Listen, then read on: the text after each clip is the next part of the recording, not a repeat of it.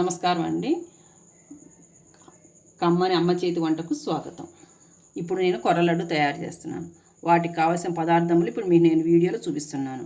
1 cup నిండా బెల్లం, 1 cup నువ్వులు, 1 కప్పు ఓట్స్, 1 కప్పు పల్లీలు, 2 కప్స్ కొర్రల పిండి, 2 స్పూన్స్ ఘీ, కొద్దిగా ఇలాచీ పౌడరు. ఈ కొర్రల పిండి ఎట్లాగంటే కొర్రలు తీసుకొచ్చి మనం పిండి పట్టించుకుంటే ఇంట్లో దోశలకి, లడ్డూలకి అన్నిటికీ ఉపయోగించుకోవచ్చు. కొర్రల బదులు మీ దగ్గర కొర్రల పిండి లేకపోతే కొర్రల బదులు రాగి పిండి కూడా వాడుకోవచ్చు. ప్లస్ ఇప్పుడు ఏంటంటే నేను ఒక మిక్సీ జార్ తీసుకొని మీరు మిక్సీ జార్లో కచ్చా పచ్చిగా పల్లీలు బద్దలు చేసుకోవాలి, కచ్చా పచ్చాగా చేసుకోవాలి. ఆ తర్వాత నువ్వులు, ఓట్స్ ఈ 2 కూడా పొడి చేసుకొని పెట్టుకోండి మీరు ఆ 2. ఆ తర్వాత నువ్వులు ఆప్షను. మా పాప ప్రెగ్నెంట్తో ఉన్నప్పుడు నేను నువ్వులు లేకుండా ఓట్స్ ఎక్కువేసి లడ్డూలు చేసి పెట్టాను. కొర్రలు, ఓట్స్ ప్లస్ ఈ 2 ఎక్కువేసి లడ్డూలు చేసి పెట్టాను. ఆరోగ్యానికి చాలా మంచిదని. ఇప్పుడు నేను కచ్చా పచ్చిగా పల్లీలు పొడి చేసుకుంటున్నాను. ఇందాక చెప్పిన విధంగా బెల్లం కరగబెట్టుకోవాలండి. కొంచెం బెల్లం కరిగితే చాలండి, పాకం ఎక్కువ రానివ్వదు. పాకం వస్తే కనుక లడ్డు గట్టిదాని వస్తుంది. పాకం రాకుండా కొంచెం బెల్లం కరిగితే చాలండి. సరే,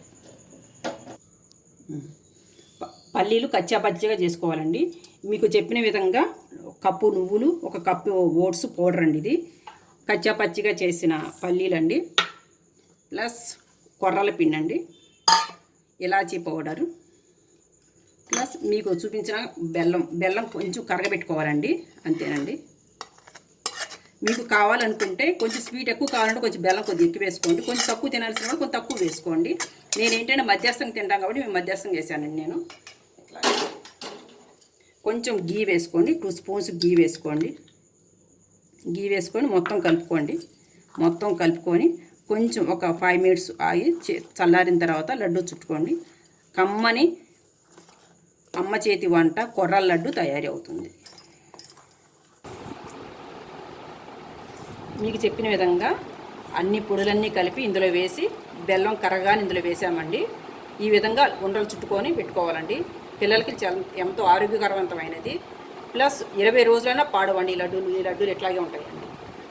పల్లీలు కచ్చా పచ్చగా ఉండటం వల్ల మనం తింటుంటే నోటి తగిలి చాలా రుచిగా అనిపిస్తూ ఉంటాయండి.